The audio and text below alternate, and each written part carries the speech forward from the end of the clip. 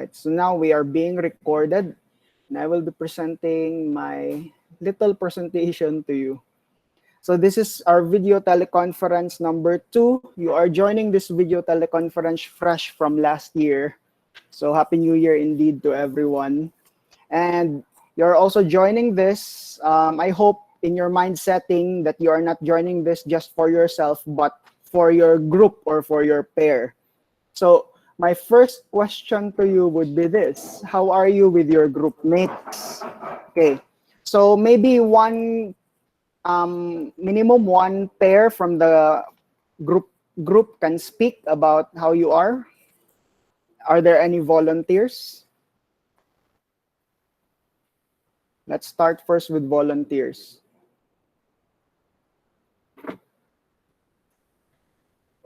Yes. Hello, sir. Who's speaking, please? Sorry. Mr. Coronia, Okay, sir. sige, go. Um, Actually, we've already started discussing on how we're gonna approach with the homework pod. And so yeah, so far muna among gibuhat, and then we plan to answer as soon as possible, maybe within the day, sir. All right. So you still have half of the week though for before the deadline. Okay, thank you, Mr. Coronia. Again, for the sake of shortening this particular portion, I will just ask siguro one from each group. But if the other member needs to speak on something, you're welcome. So, Mr. Coronia has spoken on behalf of si Miss Baculio as well. All right. Any other volunteers? How are you with your group mates? Hello, sir. This is Miss Santilia speaking. All right. My pair is si Ashley Obenza, and so far we also we also have spoken on how we could approach this assignment. We agreed that we would answer this week, and we would, after answering, we would review our answers together on Friday. I've already finished the videos you posted last night, so I think I would be starting now and answering, and also Miss Obenza too. Thank you, sir. Thank you. Thank you very much for sharing. Again, next volunteer who wants to share. Good morning, sir. Good morning. Who's speaking, please? Nisa Lubakayana, sir. All right. Akong partner, sir, is si Miss Kumaling.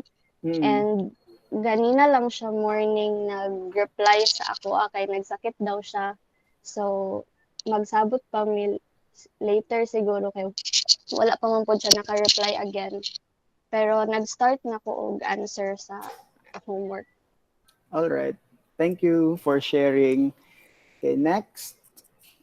Good morning, sir. My Good name morning. is Montilia, and my partner is Garciano. And we already talked about how are we gonna answer the assignment. Nagsabot namin nga kinsa ang number 1, kinsa ang number 2, then mag-start nami unya. Para All right. Thank you. Thank you. Okay, so just reminder, no, from now on you will be working on mga homework yun nga, similar to what you have just received, and it will be by pair. So there are some homeworks that are more challenging than what you have right now. So prepare yourselves for that one. Next, who wants to share?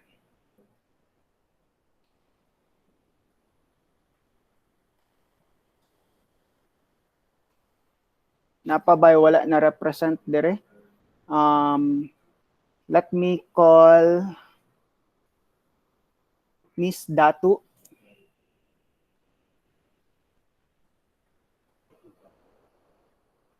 Good morning, sir. Good morning. How are you in your group? Okay lang, sir. Pero karon pa ko nakabalo sa groupings.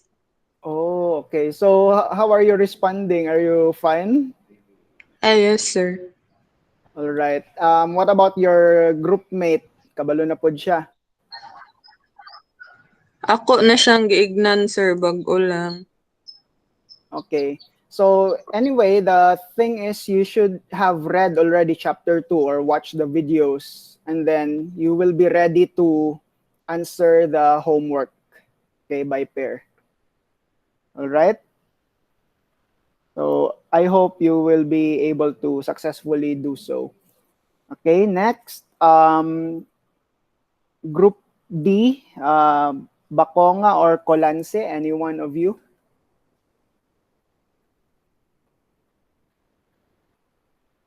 Naaba sila. Yes, sir. Sir. Okay, Yeah. yes. Sir, nakakita na ko sa video, sir, pero kanang wala ko reach out ng kulang si sir, kaya ako kabalo karon sa grupo. Oh, Tama to. okay, sige. So, I hope you will be able to make it on time. Okay? Sige, sige. Thank you. Next, Cho or Gustilo? Any representative? Hi sir, good morning. Sige, how are you in your group? Okay na sir, pero kuan lang, kay wa mo gud ko kaya sa akong ka-pair, so ako siyang GPM then at least kabalo na medyo ang ana ay assignment then nagtanaw na sa videos. All right. So Yes, I sir. would like to interject again. Thank you for sharing. That your group is actually permanent, no? Kaning pairing. So permanent yun siya. So you will know the work ethics of your group mate, hopefully more better, and you will understand each other. Yes sir. Next, projects. So, however, even if you are group by pair, you are not really restricted to just interact by pair, no? What if you have a friend nga dili nimo ka pair nga sa other siya nga group? You may interact, okay? But the thing is, in the paper that you will pass sa final nga paper, imog yung pair nga ang ngalan yun niya ang kauban nimo. Okay? So you may still help each other even if you're not group mates, but the output should be by pair. All right? Thank you for sharing. Yes sir. Thank you sir. Next, Partoza and Torrejos, anyone? Hi sir, good morning. Good morning. We have already discussed and divided the homework na sir, and we already started answering na pod. That's all sir. All right, thank you. Next, Belida and Hala. Hello sir, good morning. Good morning. Since ko answer, nang wow kaila sa akong partner pero nag-communicate naman mi about aning assignment. And lagi ka naman, minimum ra kayo yung reply, so medyo nakaan ko. Nag-rate og doctor, dito na lang mi magsabot, nag-comment ko dito nga asa siya dapit ug asa okay. Lagi minimum ra kayo yung reply.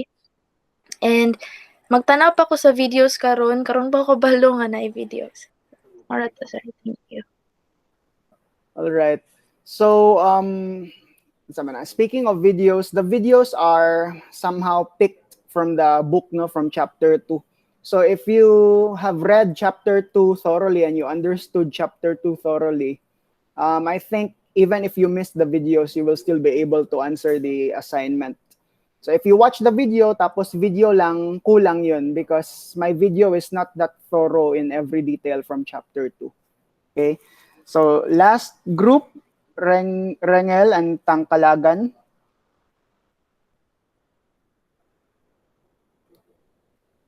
Any one of these members? Rengel and Tangkalagan? Wala.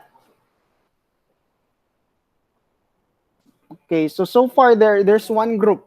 That last group, no, group J, na walay representative members. So I hope they will be able to watch the recorded version of this video teleconference. So let me go on with my presentation. The story behind these two figures here, I hope you can see them. What do we have here? Can anyone tell us? Chromosome and bacteriophage. All right. Okay, these are actually homologous chromosomes, no? So, for me, I would suggest that your group should be like homologous pairs, di ba? Because you're by pair. Although you're different because homologous pairs are different from each other, you are still equal because you have the same loci of genes. Di ba? So, bahalag different mo ang isa, mao ni ang iyang ganahan, mao ni ang strength, ang isa mao ni ang strength. But if you pair together, you're actually equal. Okay? And you will be better if you work by pair. As opposed to, I don't want you to follow this bacteriophage here, okay, which is a parasite which is only living when it's actually, when there's actually a host present. Okay, so I hope no one will follow the bacteriophage. All right, so that's the story behind this. Okay, so let me move on. So this is our schedule for January. We are already in January 6, and as you can see, we are doing the video teleconference, and we are halfway with chapter 2. Okay, so you have a long time still before the deadline for the group project. And then next week, we have the prelims week, and I will talk about the prelim exam later on.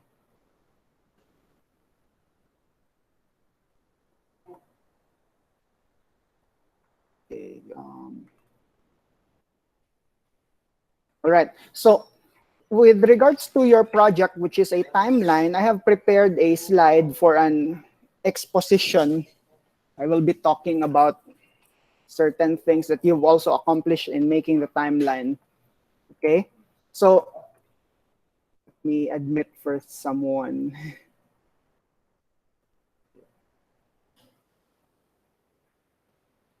All right, so here's this first portion of the timeline. If you can see in this slide, it's all blank. This is pre-modern genetics, so before some modern genetics, no?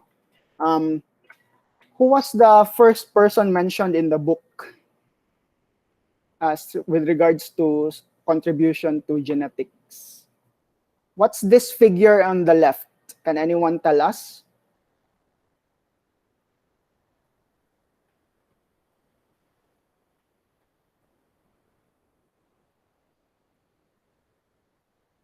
Anyone? Okay.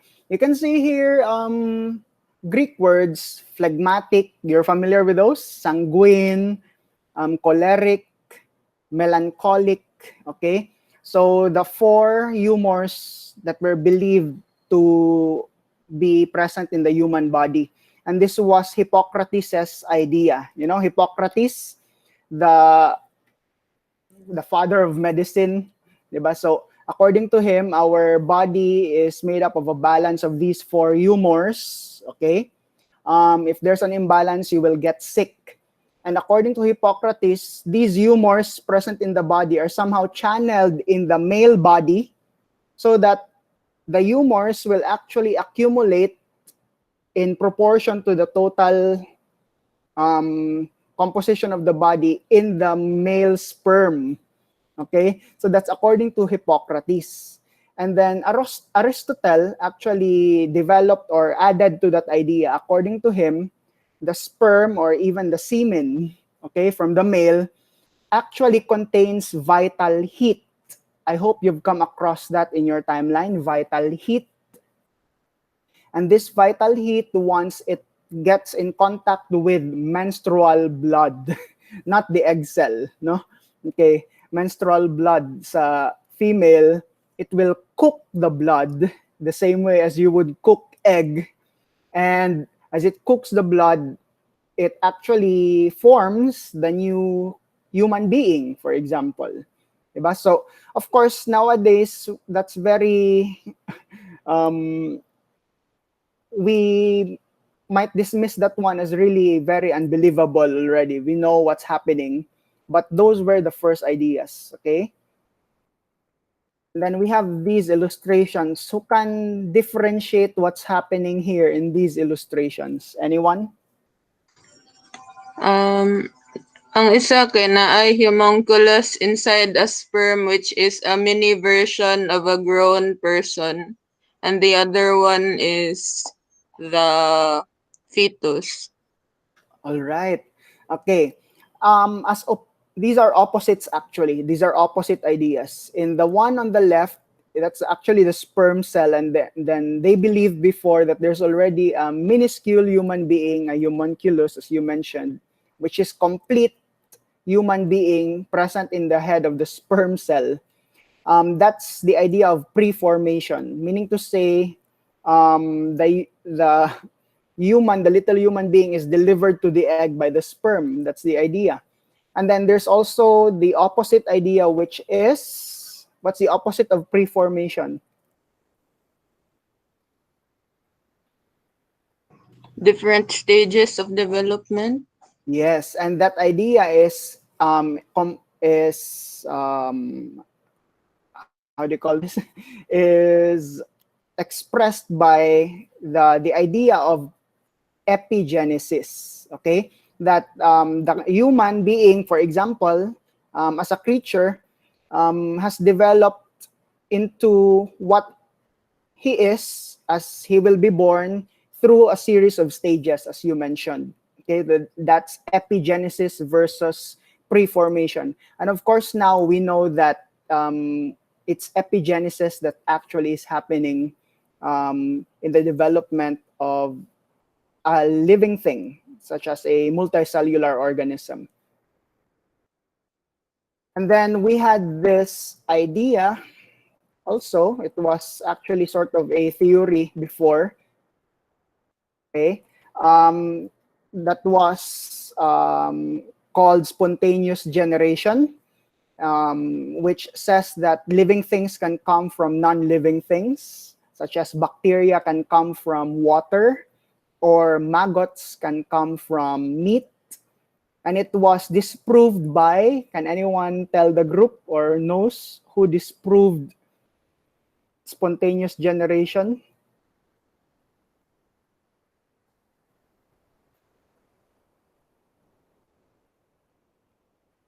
Well, there's not one person. There could be more than one. But this experiment that we see here, are you familiar with this experiment? The fly, which is kept away from the meat, cannot lay its eggs in the meat, and therefore the maggots do not form on the meat, but on the surface of the container or the cover. Are you familiar with this experiment? This was performed by Francesco Redi. Okay, and this one is a blow to the spontaneous generation theory. Okay, which disproved it. Another person who also disproved the spontaneous generation idea was Louis Pasteur. If you can remember his flasks with swan-like necks, diba? He prevented the putrefaction or the decay of the broth that he stored inside the flask because he bent the neck of the flask so that the bacteria cannot go in. So the broth remained uninfected by the bacteria and fresh. Okay, so spontaneous generation theory disproved. And then later on, connected to cell and molecular biology, for those who are taking the subject, the cell theory was formed. Who were the three persons credited for the modern cell theory?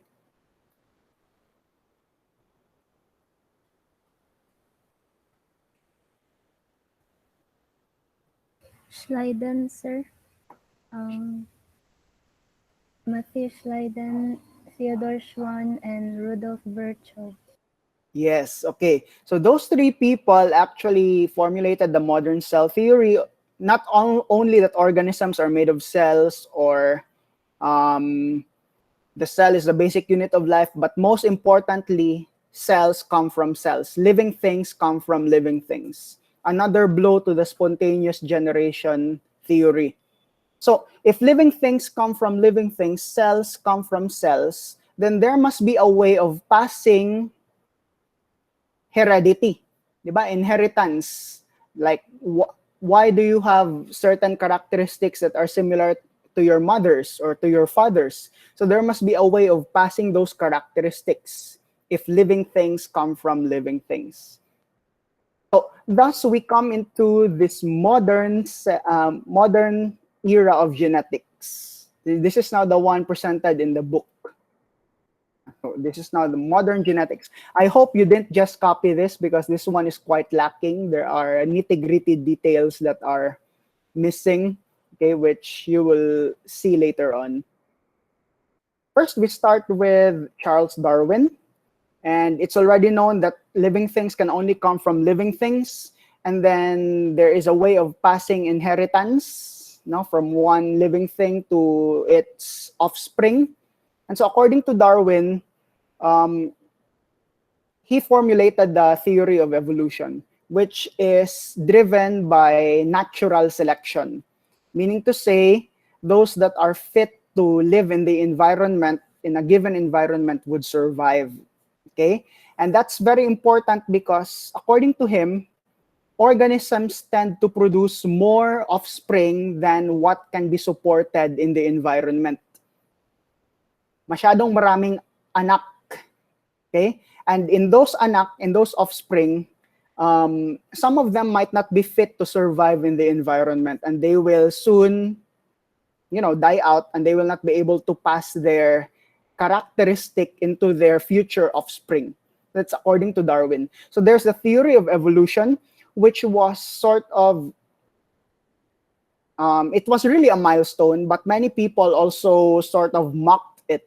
Okay, like how can humans come from apes? For those who don't understand or didn't understand his mechanism.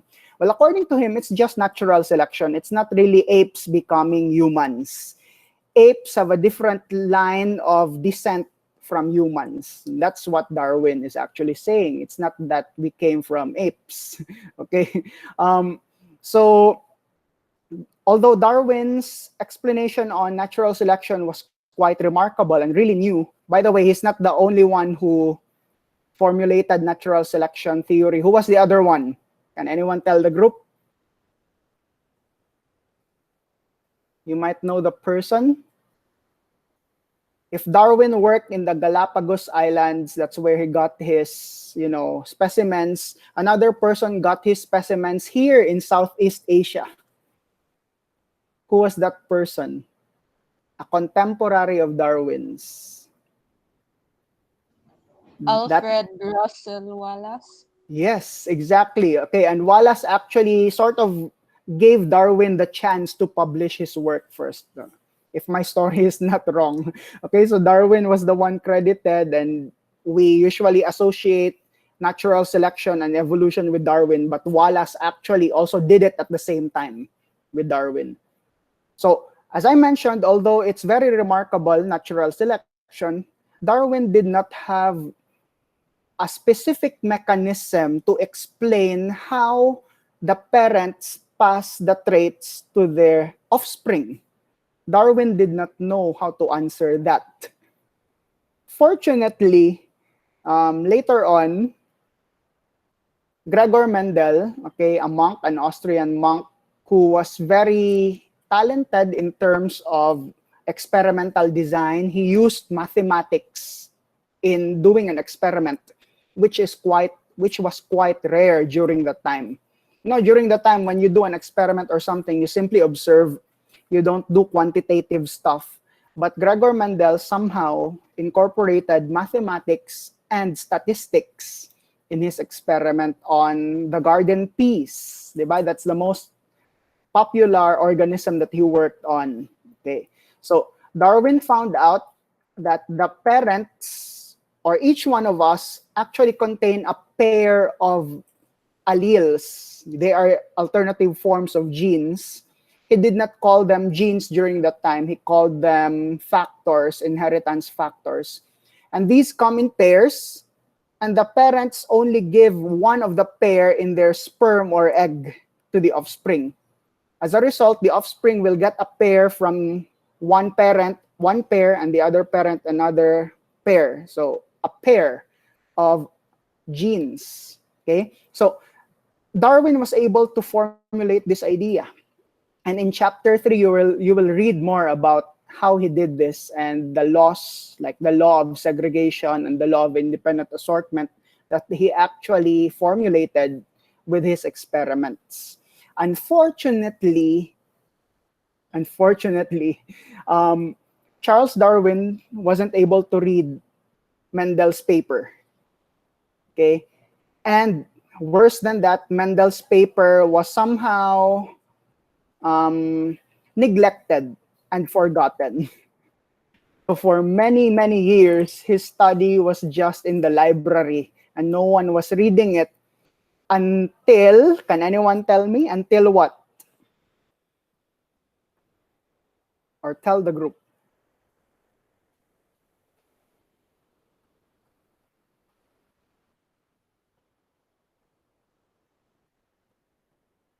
Three people. Anyone know their name? Sige, tell the group.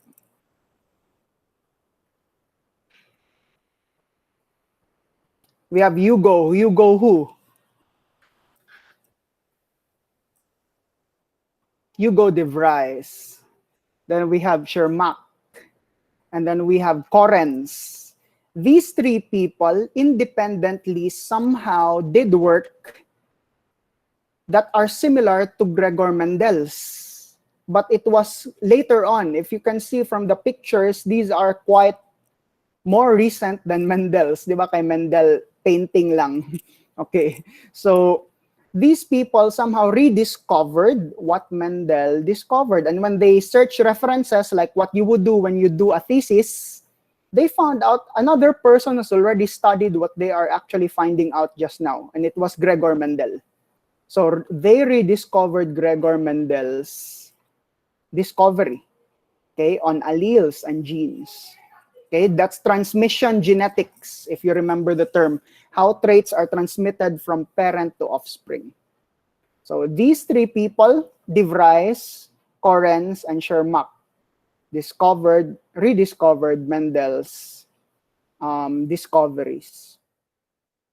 And then later on, it was when microscopes have been used to observe cells extensively that scientists, biologists were able to observe the structure inside the nucleus of eukaryotic cells.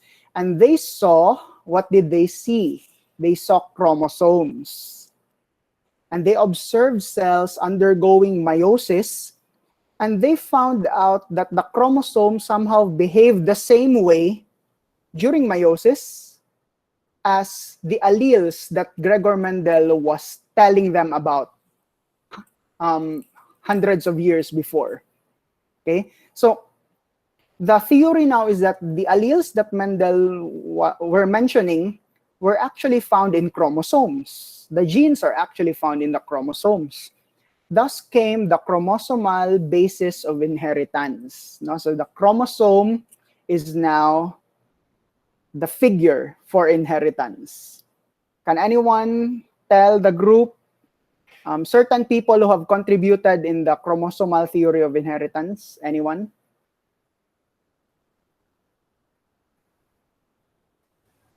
Walter Sutton and Theodore Boveri, sir. Yes, okay.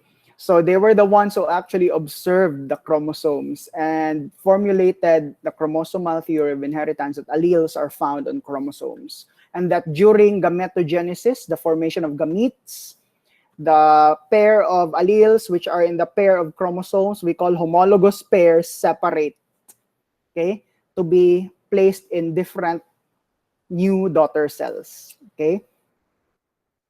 So we now know that the inheritance factor is found in chromosomes. But the problem is chromosomes are made of two main substances, proteins and nucleic acids, or DNA. So the new quest now is to find which one really is the molecule for inheritance, proteins or DNA. So the first person who, not really the first, but here's an experiment among the first experiments that were done to somehow prove that it was DNA. This was done by, if I'm not mistaken, Frederick Griffiths did this experiment. I will not discuss the details anymore, but he had found out that certain types of bacteria, in this case, Streptococcus pneumoniae, okay, certain types of bacteria that are not virulent, meaning to say they cannot cause disease, can actually transfer their virulence to bacteria that are not virulent. Okay, so they're able to transfer, even if you kill them, they're able to transfer their trait of virulence to the bacteria that are not virulent. And Griffith somehow had a very very raw idea that it's the DNA in the bacteria that's being transferred. In fact, this is now known as bacterial transformation, okay? Transformation of bacteria. That's the reason why bacteria can mutate easily or can transform easily, okay? Because they can just get traits from their other bacterial peers. Okay, that's how fast they can mutate through DNA transfer, of course. But it was not quite enough for Frederick Griffith's experiment to prove that DNA indeed is the vessel of inheritance. Can anyone tell the group, those three scientists who really proposed that it's DNA? Sino yung tatlong scientist? One of them was Avery. Who were the other two? MacLeod and McCarthy. Yes, okay. So it wasn't detailed, but you might want to read about what they did. But they said it's DNA. It's DNA that transformed the bacteria. But still, people did not believe them until they worked with a blender and some bacteriophage, okay? This was an experiment done by Hershey and Chase, which eventually proved that it's not the protein coating of the virus that goes inside the host cell to manufacture more viruses, but in fact, it's the DNA inside the virus that goes in the cell. So this one marked it as finished.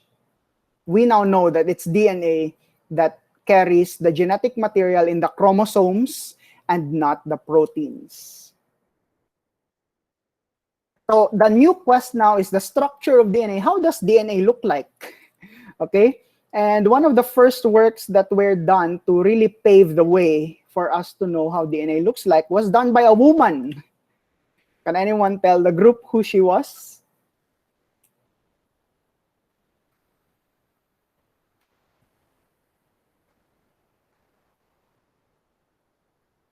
Anyone?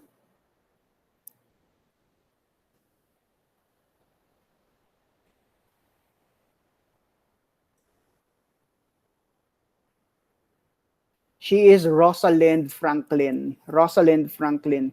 Rosalind Franklin prepared crystallized DNA and then did a procedure called X-ray crystallography, the result of which is pictured here on the right. And then using algorithms in a computer, you will be able to compute the shape of the molecule of DNA based on the result of the X-ray crystallography. No? Unfortunately, Franklin died when she was in her mid-30s, and her work was never advanced by herself. Instead, it was her office mates, we'll just call them office mates and lab mates, that actually advanced her work using her X-ray crystallography. And those were Francis Crick, James Watson, and who's the third one?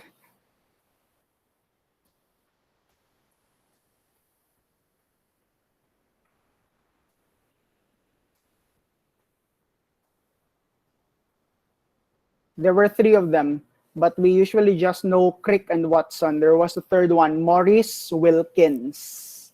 Okay, so pictured here on the left. So they made, with trial and error, a model of DNA, a life-size, not life-size, but a very large model of the DNA molecule. As you can see here, they are admiring their work. Okay, and the three of them together won a Nobel Prize for this. Okay, but you know, I'm still quite indignant about the story that it was Franklin who actually took a picture of DNA, and they just continued her work. But Franklin did not win any posthumous Nobel Prize of sorts. Okay, but anyway, they did the brain work. They analyzed her results. Okay, so I hope we will understand that. I hope I will understand that. So here is now the structure of DNA. We now know that it's made of complementary strands that are paired together. They're anti-parallel. We will learn more about this. And then they intertwine in a double helix. There are 4 nucleotides, A, T, C, and G. Okay, and then there is a backbone of sugar and phosphates. And then from here on, the discoveries on how DNA works is like very fast already. In fact, the book doesn't even recognize specific persons anymore. Have you noticed? After Crick, Watson, and Wilkins, the names of people are somehow just left unsaid, and only the concepts are presented because there are already many people working on the structure or how DNA works. Okay, and now we know the central dogma that DNA is first transcribed into messenger RNA, which is later on translated into proteins, which becomes our phenotype. Okay, our phenotype. So from the gene, the genotype, it is expressed to the phenotype in the forms of proteins. And if there's a certain mutation, even with just one base pair in the DNA molecule, when it's going to be translated into protein later on, there can be some consequences that are very, very bad, such as the one happening here in the mutation of the beta-globin gene, which can result in sickle cell anemia. I'll just fly through these really, really fast. I hope you will keep up. So from there, we have now worked with DNA, tampered with it, engineered with it. We have biotechnology now, as seen in this illustration, wherein we actually cut genes of interest, DNA strands, and then we put it inside bacteria with their plasmids. We put the plasmid in the bacteria and allow the bacteria to divide, so that together with the division of the bacteria, the plasmid and the gene of interest multiplies. Okay, and those genes might include genes for insect resistance in crops, such as the one injected in BT corn or Bacillus thuringiensis corn. That's because of biotechnology, and that's work of DNA. Okay, and we can also make growth hormones, okay, out of these genes of interest that we multiply inside bacteria using biotechnology.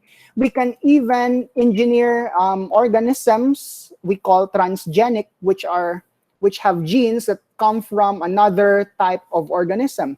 So for example, this goat contains a human gene used to create protein that works in blood clotting, and the goat expresses the protein in its milk.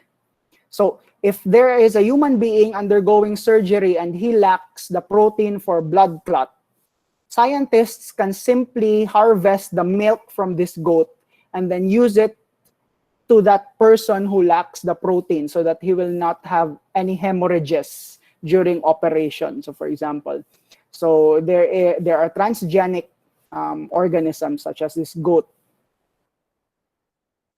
And then we have also explored putting the whole nucleus from one cell to another cell, which is now the basis of cloning. Okay, and you might be familiar with Dolly, the first clone, and we haven't stopped with Dolly. Okay, we have continued on. The figure here on the right is Cece. Okay, Cece copycat. Okay, which is actually a clone of another cat, the one on the left. Cloning, diba? So very fast ang jump from Wilkins, Watson, and Crick. Now we are talking about cloning. And then we have found out that certain cells in the body have the capability of becoming different types of cells. We call them stem cells. And the most pluripotent of these cells are, of course, the cells from embryo, which led to many scientists working with cells from the embryo, they need to kill the embryo in order to get the cell. And of course, the method is unethical. But right now, we know that there are many scientists, particularly in remote areas of large countries, I will not mention the country, are actually working illegally, unethically with this methodology. No. And then we can even inject certain portions of genes into cells, and we call this gene therapy, such as here as a cure to bone cancer, bone marrow cancer. And presently, we have a website that is actually a library for storing all the genetic information that we have found out in organisms so far. I'm sure you are familiar with the Human Genome Project. When was it completed? Can anyone tell the group? Ano saan nakompleto ang Human Genome Project?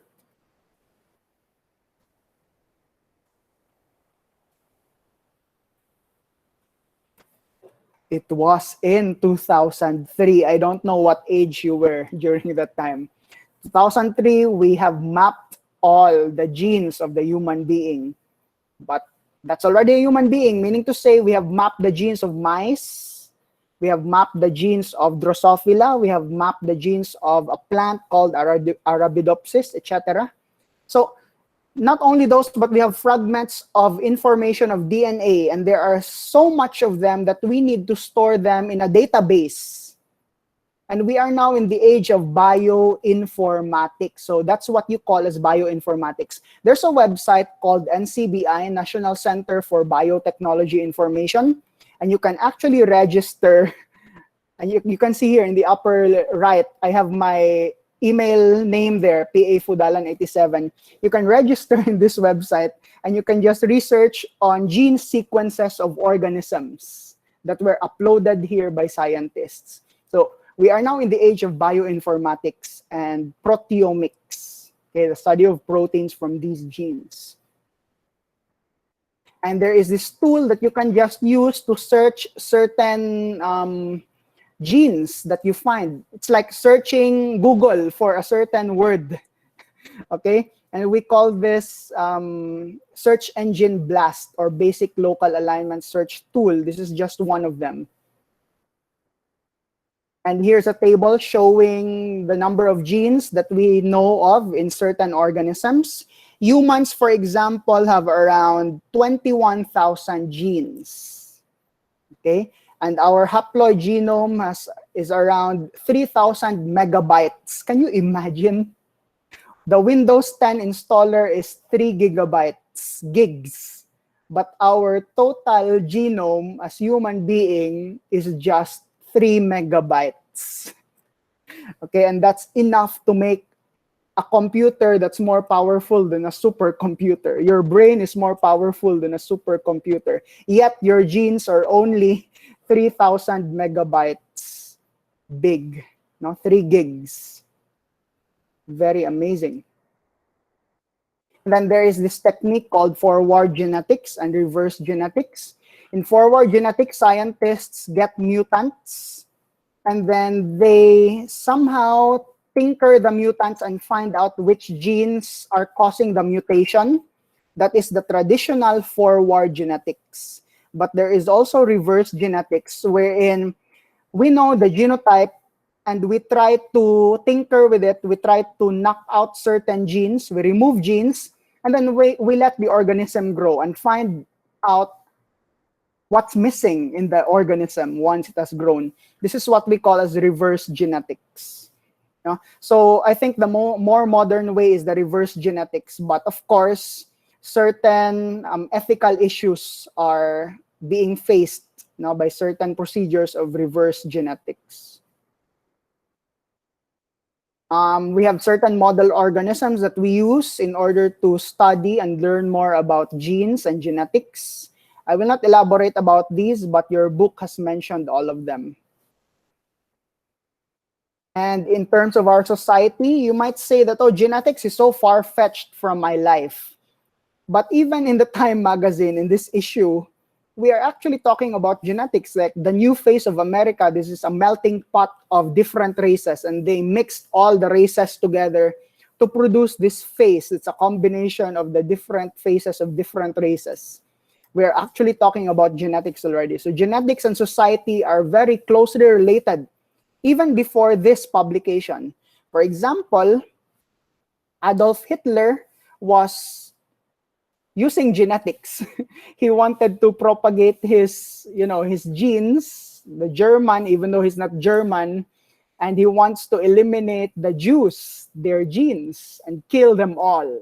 Okay, but of course we know that he's not successful, and he was using genetics in a bad way to, do his work. So genetics and society are closely related, guys. Okay, so I'm done. So group work number 1 due date and quiz on chapter 2 will be on January 9, 2021. And our prelim exam, average chapters 1 and 2 will be on January 13, 2021. Okay, so open forum. Thank you for listening. Any questions?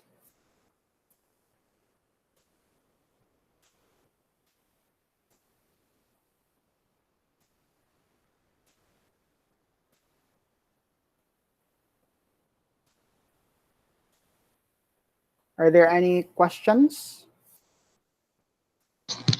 Sir, what time ang quiz Saturday, sir? It will be anywhere within class time. It will be opened within class time.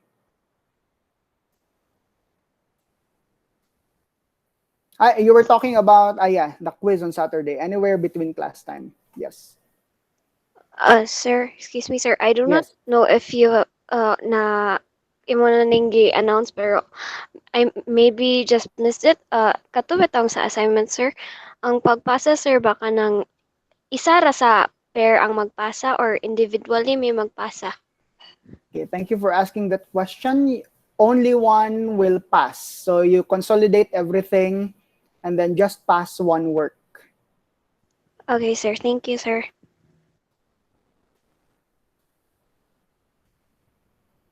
Sir, this is regarding sa lab pod, sir. Kaning when we pass the final work for our lab report, sir, okay, like, are we gonna follow the format na kanina sa rubrics? Are you talking about genetics lab or cell and mo lab? Sa cell and mall lab ni siya, Okay, sir. cell and mo lab, yes. Follow what's indicated in the rubrics. Sige, sir. So,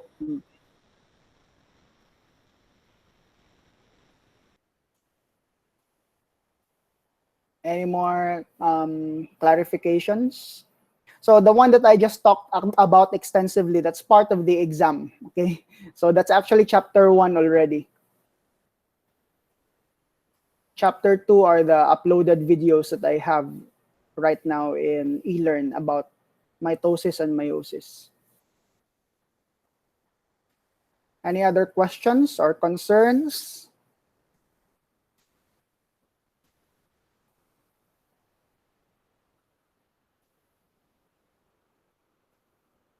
Okay, so the group work, you already know the group work. The quiz will be a short quiz on chapter 2 only.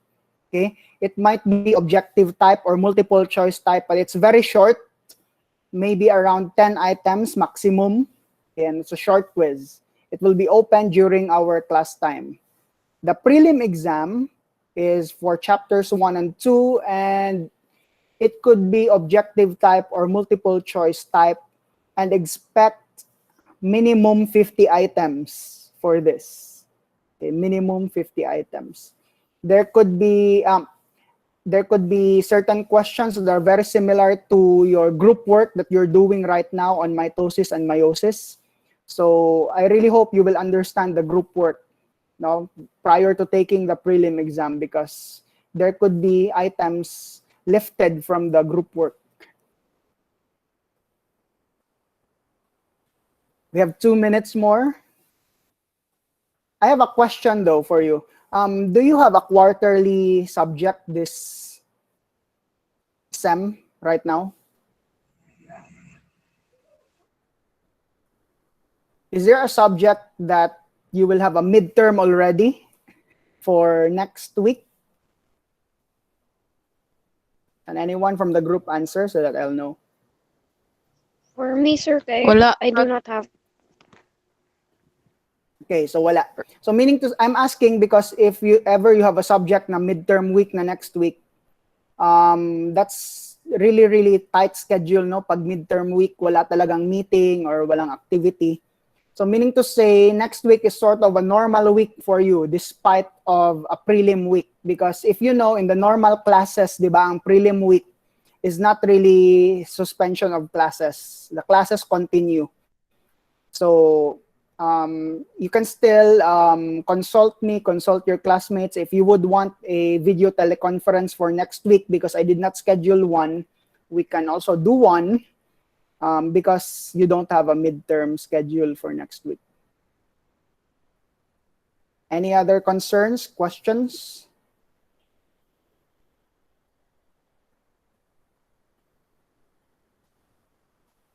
So I hope you now start. Yeah, you still need to review chapters 1 and 2 though. But I hope you have also started reading chapter 3, okay?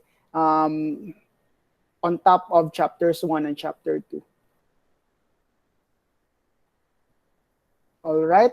Our reference is Campbell Biology, and if you have a copy of Campbell Biology, I think it will really be helpful to go back to that for certain topics. Because in my presentation today, I lifted many of these from Campbell Biology as well. No questions, guys? Can anyone from the group confirm that there are no questions?